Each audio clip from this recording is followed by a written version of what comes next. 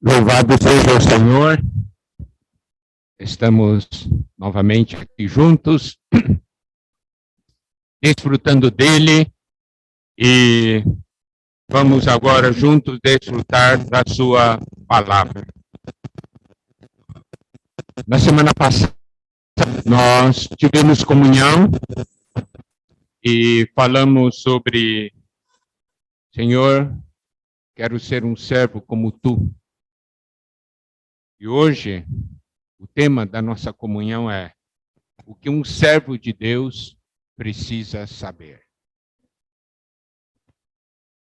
Nós sabemos que servimos a Deus e nós precisamos conhecer o que está no coração de Deus. E em Mateus 12, existem muitos princípios que um servo de Deus precisa saber. Nós vamos tocar em alguns desses princípios nessa manhã. Primeiramente, vamos ver Mateus 12, versículo 25. Mateus 12, 25. Jesus, porém, conhecendo-lhe os pensamentos, disse: todo reino dividido contra si mesmo ficará deserto, toda cidade ou casa dividida contra si mesma não subsistirá. Aqui o Senhor nos mostra que o que é importante é que haja unidade e edificação. Isso é algo que estamos enfatizando hoje na palavra atual, tá certo? Edificação, unidade. Mas nós precisamos saber como o inimigo atua. O Senhor disse: todo reino dividido contra si mesmo ficará deserto, toda cidade ou casa dividida contra si mesma não subsistirá. Então vamos ver aqui de uma maneira um pouquinho mais profunda isso que o Senhor Jesus falou. Primeiro, ele falou sobre um reino dividido. Reino é numa amplitude maior. Mas presta atenção, aqui diz: todo reino dividido contra si mesmo ficará deserto. Isso quer dizer o quê? Vai perder o seu povo. O seu povo se destrói. Aqui fala de um reino. Você pode dizer: ah, mas isso aqui é de reino. Mas o Senhor também disse: toda cidade. A cidade é menor que o reino. E não parou aí. O Senhor disse: toda cidade ou casa. Daí nós vamos dizer reino, cidade, casa. E quando fala de casa, atinge a cada um de nós diretamente. Porque eu posso estar morando numa cidade e dizer: eu não gosto dessa cidade. Mas então vamos ao nível de casa. Você pode falar: eu não gosto desse país, desse reino. Mas quando chega a nível de casa, é algo que envolve diretamente a todos nós. E disse: toda casa dividida contra si mesma não subsistirá. E essa é uma visão que todos nós precisamos ter. Não haver divisão entre nós. Mas o que nós percebemos hoje? Como o inimigo age? Exatamente de uma maneira: semeando discórdia, criando problema dentro de casa, dentro de cidade, dentro de reino. Porque essa é a sua maneira de trabalhar. Romanos 16, versículos 17 a 20, é uma porção muito importante, ligado também a esse ponto. Aqui diz, Romanos 16, versículo 17 diz: rogo-vos, irmãos, que noteis bem aqueles que provocam divisões e escândalos em desacordo com a doutrina que aprendestes, afastai-vos deles. Então, Paulo diz: existem aqueles que provocam divisões. E no versículo 18 diz assim: porque esses tais não servem a Cristo nosso Senhor, e sim a seu próprio ventre. Isto é, serve a si mesmo. Aí, porque nós podemos achar assim, não, mas eu não sou assim, eu não causo divisão, eu não semeio discórdia, eu não causo problemas. Mas por isso o Senhor tem esse versículo 18, que mostra uma raiz, um princípio muito importante. Aqui diz: aqueles que não servem a Cristo, e sim ao seu próprio ventre. Isso quer dizer, quando eu estou servindo, qual é a minha meta? É o corpo de Cristo? São os interesses de Deus? Ou o meu próprio interesse? Quando estou servindo ao meu próprio interesse, imediatamente começa a causar divisão e problema. Digamos uma família de 4 membros, pai, mãe e 2 filhos. Se cada um pensar em si mesmo e servir a si mesmo, vai ou não vai haver briga nessa casa? Certamente. Por quê? Porque cada um pensa em si mesmo. Mas, se eu sirvo a Cristo, eu penso nos interesses do Senhor, eu penso no corpo de Cristo. Eu penso na igreja, eu penso no todo, eu não penso em mim. Eu vou dar um exemplo. Numa família, geralmente a mãe é alguém que, por amar a todos, se sacrifica, não é verdade? Isso é uma coisa bastante comum, né? A mãe, ela não pensa em seu próprio interesse, ela pensa no interesse dos filhos, pensa no interesse do marido, não é? Mas, eu vou dizer uma coisa, isso era uma certa orientação que tinha no passado, mas hoje é cada um por si. Todo mundo pensa em si, e é por isso que tem tanta briga, tanta separação e tanta família destruída. Os próprios pais pensam em si mesmos, os filhos só pensam em si mesmos porque servem a si. Agora, na igreja, nós servimos a quem? É a Cristo ou ao nosso próprio ventre? Paulo falou que havia aqueles que não estavam servindo a Cristo, e sim a seu próprio ventre. Essa é a ação do inimigo, e nós precisamos ver isso. Por que eu falo isso? Porque eu vejo muitos problemas hoje nas famílias. Hoje muitas famílias estão pedindo ajuda. Mas por que estão pedindo ajuda? Por causa de sintomas como esses. Por causa de situações, cada um pensa em si mesmo e não no Senhor. E isso acontece também na igreja se cada um somente pensar em si mesmo. Agora, uma coisa é muito importante. Agora vamos ver versículo 19 e 20 de Romanos 16. Diz o seguinte: pois a vossa obediência é conhecida por todos. Por isso, me alegro a vosso respeito e quero que sejais sábios para o bem e simples para o mal. E o Deus da paz, em breve, esmagará debaixo dos vossos pés a Satanás. A graça de nosso Senhor Jesus seja convosco. Aqui, no versículo 20, nos mostra algo muito importante. Lembre-se sempre, nosso Deus é Deus da paz. Deus não gosta de briga. Deus da paz. Mas nós sabemos como é a nossa natureza humana.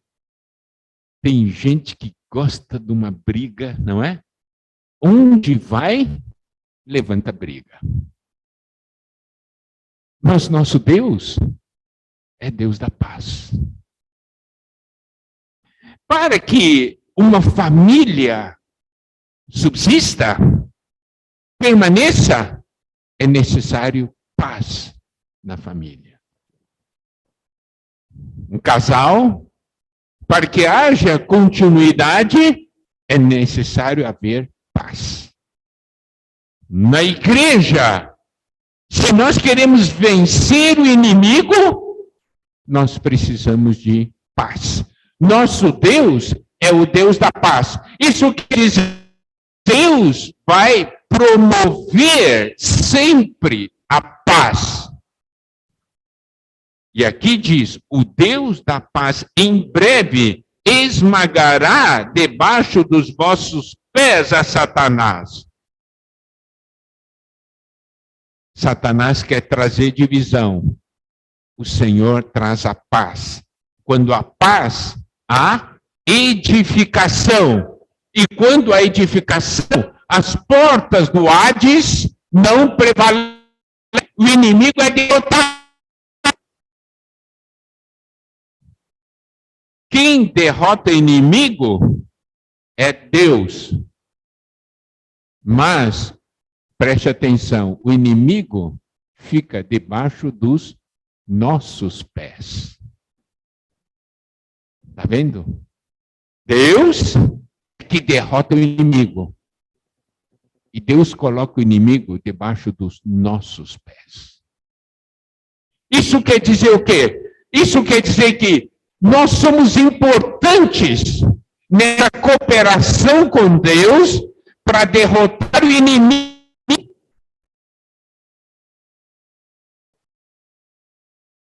E essa figura do inimigo debaixo dos nossos pés é muito importante, porque aqui mostra uma vitória conjunta.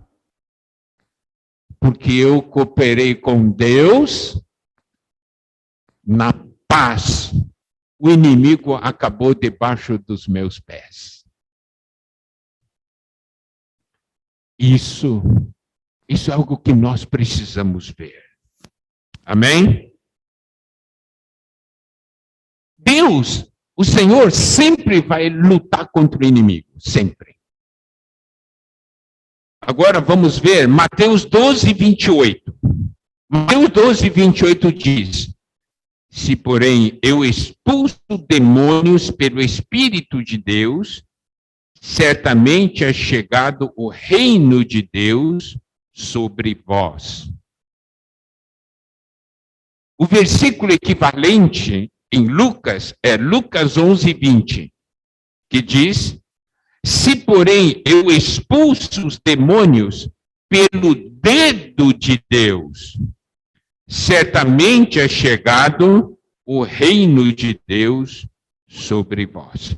Então preste atenção, o inimigo é aquele que quer semear discórdia. Sempre, vou dizer uma coisa, no dia que em sua casa começar uma discussão, saiba de uma maneira muito clara, é o inimigo que está semeando essa discórdia. Não pense assim, minha esposa, meu esposo, estamos discutindo essa. É o inimigo que semeou a discórdia. Quando há briga entre pais e filhos. E mesmo irmãos e irmãs, vemos discussões, vemos brigas. É o inimigo semeando discórdia, porque ele sabe, se houver, ele vai ganhar. Se debaixo dos nossos pés. Ele sabe. Mas agora preste atenção. Onde está o Espírito de Deus? Olha só, Mateus 12, 28. Se porém eu expulso demônios pelo Espírito de Deus, certamente é chegado o reino de Deus sobre vós. Então, onde está o Espírito, ali está o reino. E não tem lugar para os demônios, não tem lugar para o inimigo.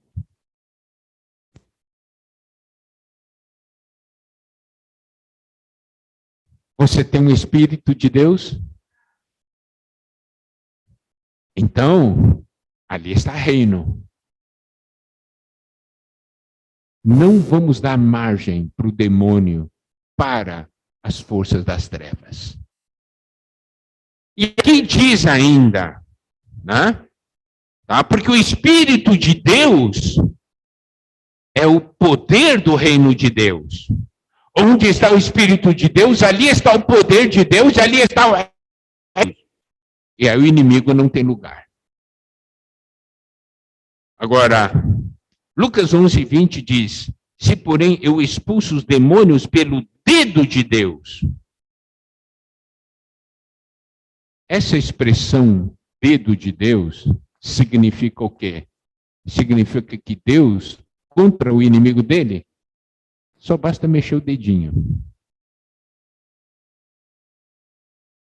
Você sabe, na Bíblia, esse é um versículo que fala do dedo de Deus, tá? Contra o inimigo. Agora, olha só, João 10, 28 e 29. João 10, 28 e 29. Eu lhes dou a vida eterna, jamais perecerão, e ninguém as arrebatará da minha mão.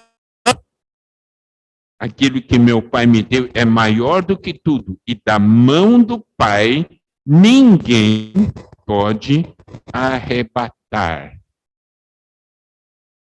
Aqui fala da mão. Quando o inimigo mostrou o dedo. Aqui fala da mão. A mão é maior que o dedo. Nós estamos na mão do Senhor. Está vendo? O cuidado, o amor de Deus por nós, aqui fala da mão. Agora, existe ainda Isaías 40:10. Eis que o Senhor Deus virá com poder, e o seu braço dominará, eis que o seu galardão está com ele, e diante dele a sua recompensa. E também Isaías 53 fala daí do braço de Deus. Então você pode...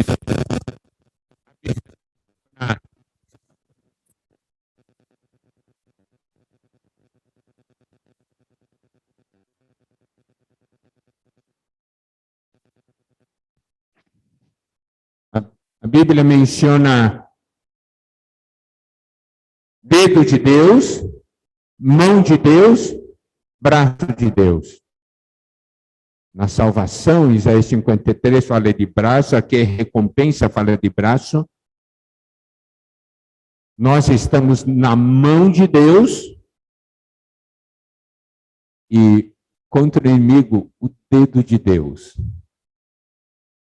Você pode ver o poder que Deus nos guarda, nos ama e o poder da salvação que exerce em nós é muito grande. Exatamente para nos livrar do poder do inimigo.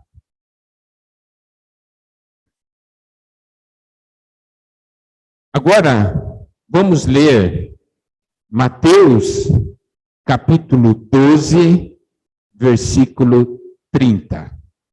Esse é um outro ponto muito importante. O Senhor diz assim: quem não é por mim, é contra mim. E quem comigo não ajunta, espalha.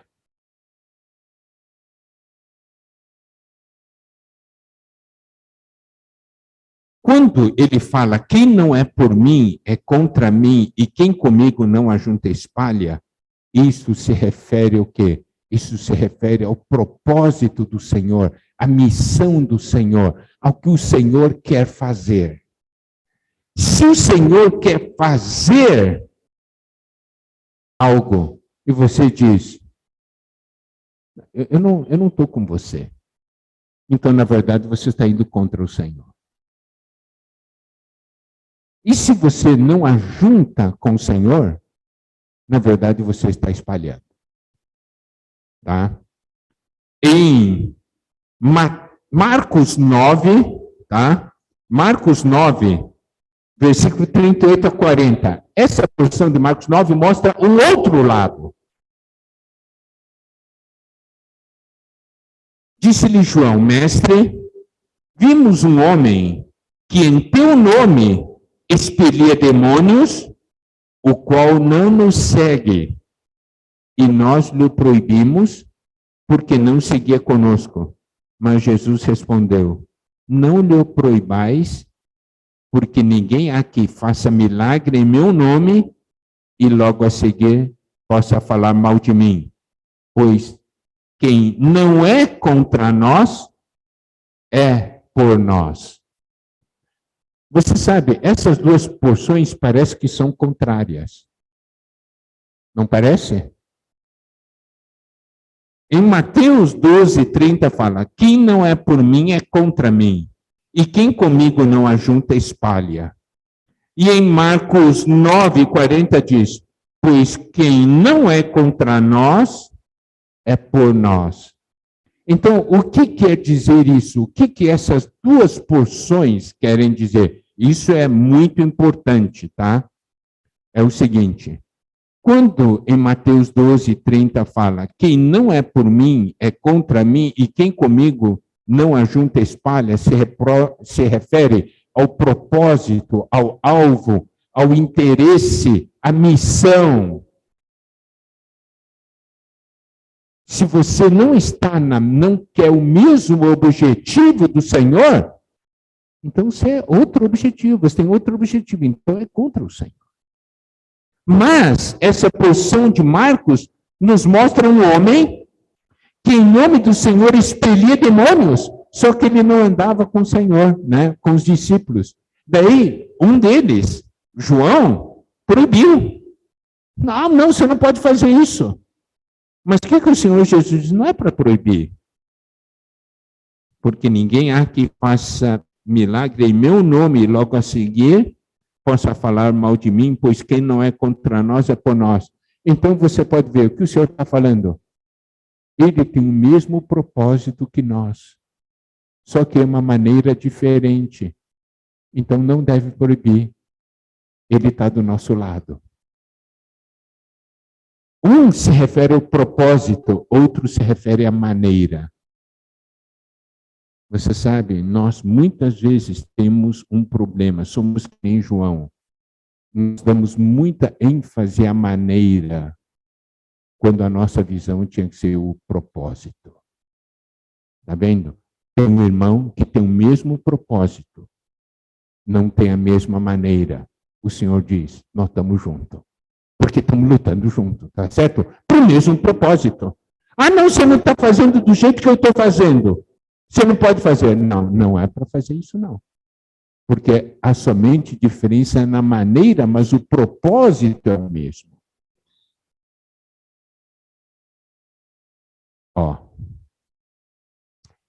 Vou entrar na questão, num aspecto prático de edificação. Digamos, tem um grupo de irmãos, um grupo de irmãs, querendo fazer algo, né?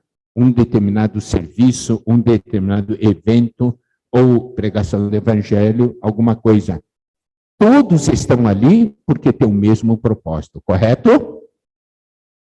Agora, daí começa a falar como nós vamos fazer. Aí começa a surgir maneiras diferentes. É triste quando a gente vê as brigas que surgem por causa disso. Eu gosto de exemplificar, digamos que é um grupo de 10 irmãs, né, que vão preparar uma festa do amor na vida da igreja. Não é maravilhoso preparar uma festa do amor? Todos os irmãos juntos. E olha essa expressão, festa do amor. É uma festa porque nós vamos demonstrar o amor que temos uns para com os outros, porque somos uma família, somos a família de Deus. Aí, como é que vamos fazer essa festa do amor? Daí começa a surgir opinião. Todas estão ali todas as irmãs estão ali para a festa do amor. Agora, daí começa a falar, como é que nós vamos fazer? Aí começa a briga. Começa a briga. Estavam ali para a festa do amor e estão brigando por causa de festa de amor. Você acredita? Mas é isso que acontece, não é?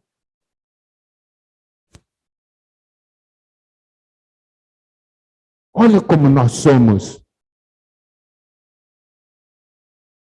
O que é mais importante? É o amor ou a maneira de fazer essa festa do amor? Entende? Isso também, nós já vimos casais, né? Aí os dois ali dizem, oh, que bom, né? Nós vamos 40 anos de casado, 45, 50 anos de casado, então nós vamos sair para jantar hoje à noite. Daí o marido diz, vamos naquele restaurante. Não. A esposa diz, é naquele outro restaurante. Pronto. Daqui a pouco os dois estão brigando por causa dos 50 anos de casado, por causa de um restaurante. Você acredita? Acontece ou não acontece? Acontece. Daí surge divisão. Está vendo como é que é?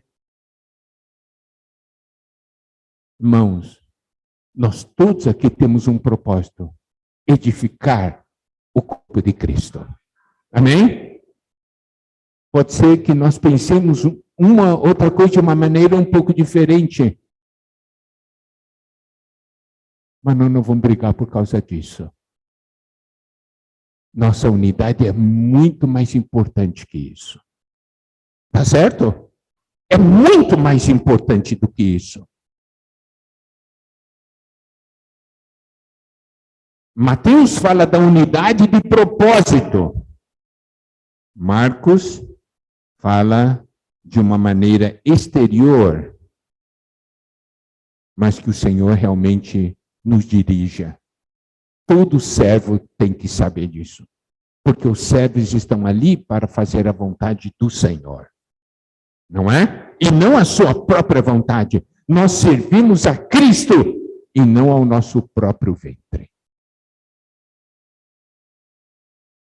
Agora, em Mateus 12 é mencionado uma outra coisa aqui que eu considero de grande importância. É Mateus 12, versículos 33 a 37. Mateus 12, 33 a 37. Ou fazei a árvore boa e o seu fruto bom, ou a árvore má e o seu fruto mau, porque pelo fruto conhece a árvore. Raça de víboras, como podeis falar de coisas boas sendo maus? Porque a boca fala do que está cheio o coração. O homem bom tira do tesouro bom coisas boas, mas o homem mau, do mau tesouro, tira coisas más. Digo-vos que de toda palavra frívola que proferirem os homens, dela darão conta no dia do juízo, porque pelas tuas palavras serás justificado e pelas tuas palavras serás condenado. Aqui o Senhor fala uma coisa muito importante. O que é que você fala, o que sai da sua boca? E ele compara o que sai da nossa boca com o fruto. O que sai da nossa boca é um fruto. E é pelo que sai da nossa boca, que é o fruto, que você conhece a árvore. Correto? É pelo fruto que se conhece a árvore. O que sai da nossa boca? E aqui diz, a boca fala do que está cheio o coração.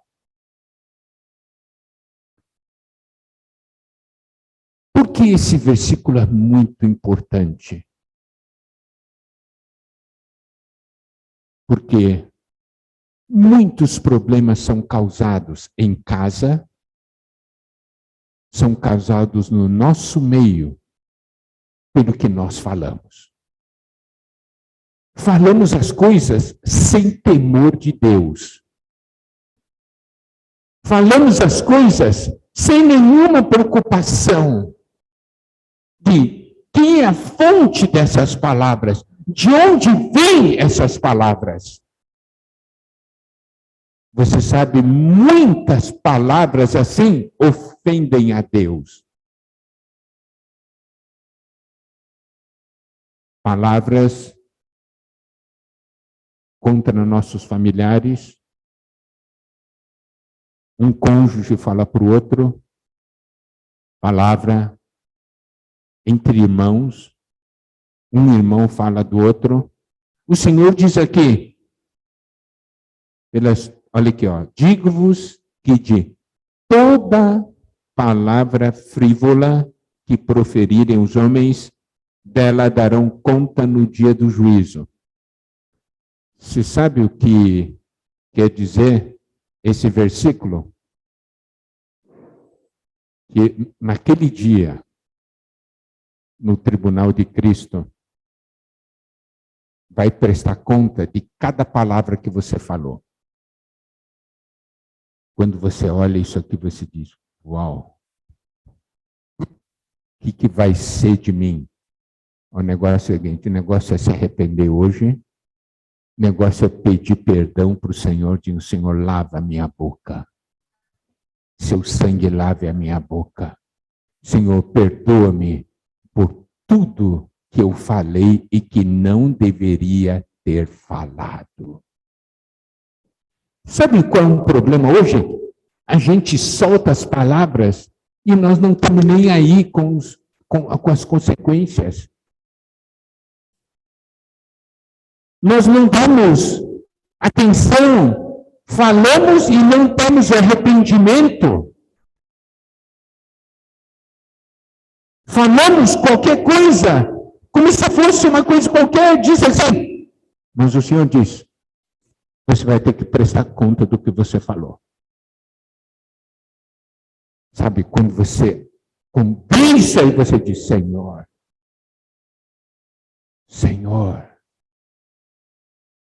o que é isso? Eu vou dizer uma coisa. Como é que o inimigo faz? Ele começa a semear discórdia. Começa a semear insatisfação, não é? Ele começa a falar mentiras para nós. Lembre, Satanás, ele é o pai da mentira. Ele é mentiroso, ele é o pai da mentira. E ó, ele começa a buzinar no nosso ouvido, começa a falar. Sabe o que é esse dia? Sabe o que eu falei para uma irmã? Eu falei, disse, irmã, eu não sei como você é capaz de acreditar na mentira. Você acredita mais na mentira de Satanás do que na verdade da palavra de Deus. É tão fácil acreditar na mentira de Satanás, mas quando tem um versículo ali, é tão difícil crer no versículo. Mas é tão fácil acreditar na mentira de Satanás. Satanás então fala mentira, nós acreditamos e aquilo vai semeando aquela discórdia, aquela mágoa, e ele provoca até que o negócio saia da nossa boca. E aí, na hora que sai da nossa boca, já atinge outras pessoas. Esse veneno foi semeado.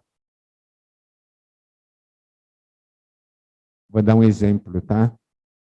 Época de Covid, uma pessoa está com Covid, né? Não usa máscara e atim! Pronto, espalhou o vírus.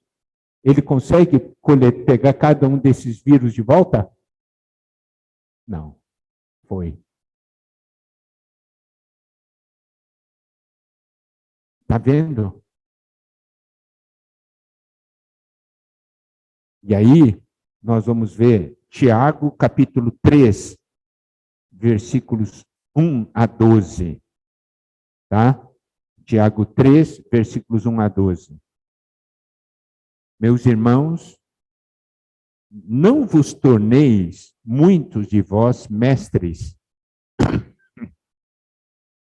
sabendo que havemos de receber maior juízo.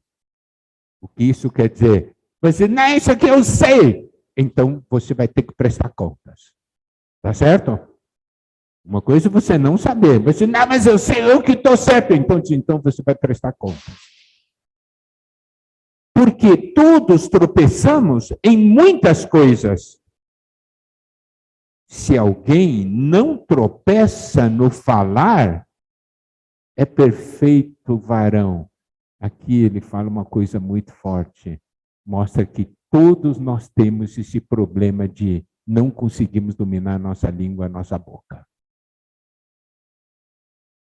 Se alguém não tropeça no falar, é perfeito varão. Se você consegue dominar no que você fala, você é perfeito. Capaz de refrear também todo o corpo. Ora, se pomos freio na boca dos cavalos para nos obedecerem, também lhes dirigimos o corpo inteiro. Observai igualmente os navios, que sendo tão grandes e batidos de rijos ventos, por um pequeníssimo leme são dirigidos para onde queira o impulso do timoneiro. Assim também a língua, pequeno órgão, se gaba de grandes coisas. Vede como uma fagulha põe em brasas tão grande selva. Ora, a língua é fogo, é mundo de iniquidade. A língua está situada entre os membros de nosso corpo e contamina o corpo inteiro. E não só põe em chamas toda a carreira da existência humana, como também é posta ela mesma em chamas pelo inferno. Pois toda espécie de feras, de aves, de répteis e seres marinhos se doma e tem sido domada pelo gênero humano. A língua, porém, nenhum dos homens é capaz de domar. É mal incontido, carregado de veneno mortífero. Com ela bendizemos ao Senhor e Pai, e também com ela amaldiçoamos os homens, feitos à semelhança de Deus. De uma só boca procede bênção e maldição. Meus irmãos, não é conveniente que essas coisas sejam assim. Acaso pode a fonte jorrar do mesmo lugar o que é doce e o que é amargoso? Acaso, meus irmãos, pode a figueira produzir azeitonas ou a videira figos? Tampouco fonte de água salgada pode dar água doce. Então, a palavra de Deus nos dá um alerta. Cuidado com o que nós falamos. Cuidado com o que nós falamos. Você solta uma fagulha, queima a floresta inteira. Cria problema para você. Não é?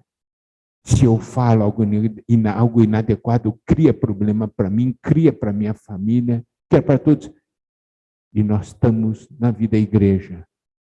Que a boca de todos nós saia sempre bênção. Saia sempre palavra de Deus. O que vem do Espírito. E não o que vem do inimigo de Deus. Muitas vezes o inimigo de Deus quer nos usar como instrumento de discórdia. E é o que nós falamos, causa briga e separação entre irmãos. Então, o Senhor nos alerta, o Senhor alerta aqui os seus servos. sobre esses pontos. Que o Senhor nos guarde, tenha misericórdia de nós, que possamos todos nós ir diante do Senhor e falar: Senhor, purifica minha boca, minha língua, cubra com seu sangue. Me perdoa, Senhor, por tudo que falei no passado, que não deveria ter falado. Talvez você falou coisas, mas até hoje não se arrependeu. Hoje é o dia do arrependimento. Ir diante do Senhor e limpar. Para que naquele dia, né, nós não sejamos condenados pelo que nós falamos. Pelo contrário, possamos ganhar galardão. Amém? Que o Senhor nos abençoe.